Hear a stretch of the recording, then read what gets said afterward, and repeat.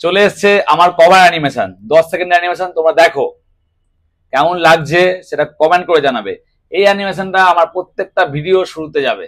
আমি অনেক ভেবেচিন্তে তোমাদের জন্য অ্যানিমেশনটা করেছি। দেখো এবং আমায় জানাও কেমন লাগলো।